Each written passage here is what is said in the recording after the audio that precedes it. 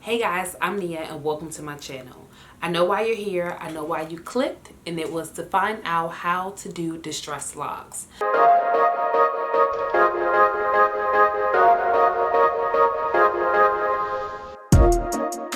So here we are with another new hairstyle, okay? I can barely keep up, but this one I love. First of all, when faux locks first came in style, I wore them for at least 2 years straight.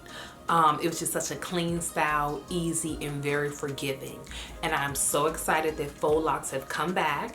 And not only that, but they've been spiced up and revamped with different hair. Love it. So I predict myself being in faux locks for another 2 years or so with some breaks on and off. We'll see. I don't know. But I knew how to do faux locks the old way, smooth and consistent, really well. When I tried to do these distress locks, these boho locks, butterfly locks, whatever you want to call them, when I tried to do these locks, I had issues. I just could not get the texture, people. The texture was so hard for me to get. I looked for video after video after video and nada. I failed, okay? I failed. I went to bed, I cried. But then 2 weeks later, after I ate a bunch of ice cream and nachos, I tried again. What I want to do is tell you how I did these distress locks, and I hope that you nail it like this, and that you, well, one, I hope that you consider this nailing it, because then that's a separate conversation we need to have if you don't. Like, why don't you like my hair? But two, if you do like it, I hope that you do it, tag me, let me know that you like it, let me know that it worked, okay? So, let's get started.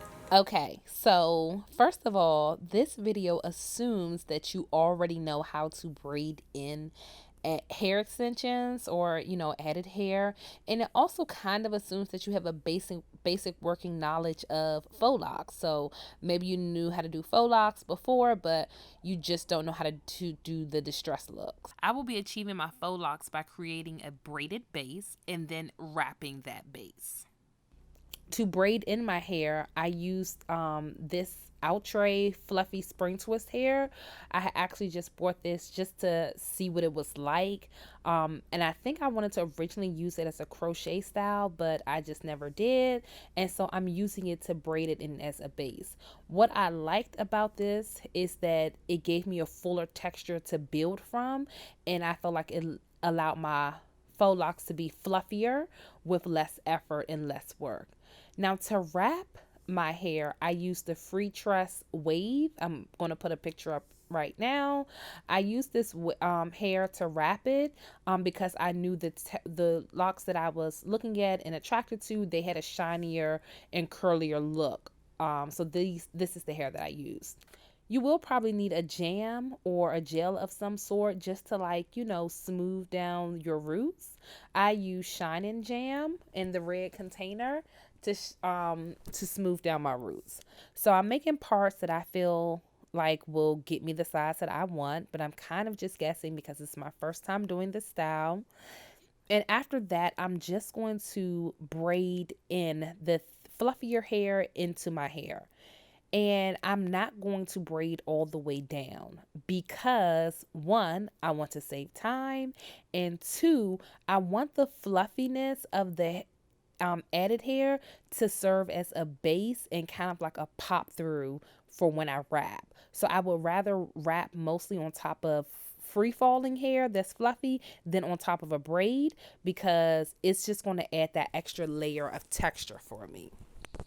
And I stopped not all the way to the base of my hair, but I stopped just until when the ancestors tell me to. Like, if you want to protect the full length of your hair or your hair is not that long, then by all means braid it all the way down.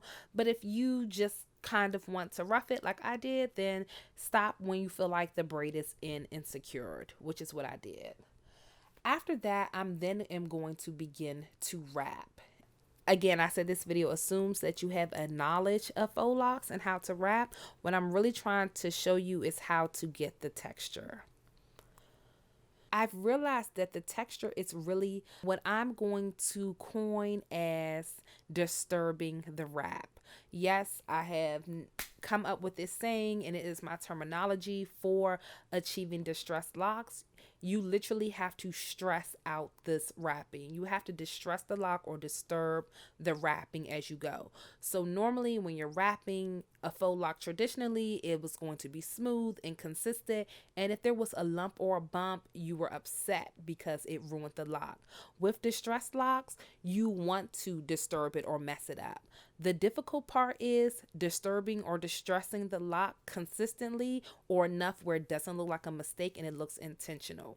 So as I'm wrapping, I'm sliding my thumb in between the hair and I'm pulling some out. It's not a dramatic pull. It's literally just disturbing the wrap. Instead of wrapping smoothly and consistently, I slide my thumb in between the hair, and then as I'm wrapping, I just continue to move my thumb down the line. So I'm holding my braid with one hand and I'm wrapping with the other. In the hand that is holding the braid, I'm using my thumb or whatever finger is convenient for you to disturb the process of the wrapping.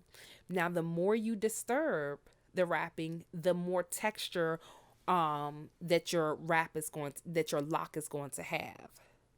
So when you look at distressed locks, there's just a contrast in the wrapping. It's like goes from fluffy to tight, some is loose and pulled out.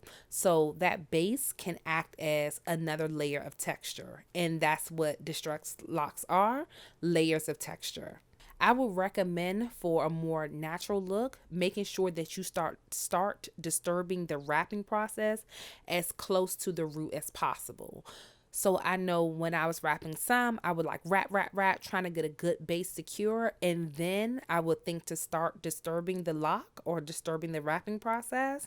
And it just had a smooth look and then went to textured. And you kind of want the textured look all the way down, straight up and down. So just keep in mind to disturb the lock as early as possible. Now, when you get to the bottom, you're going to want to just wrap up.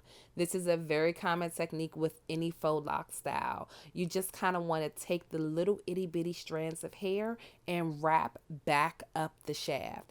And I think it's okay if it's a long piece because again, that's just another added layer of texture.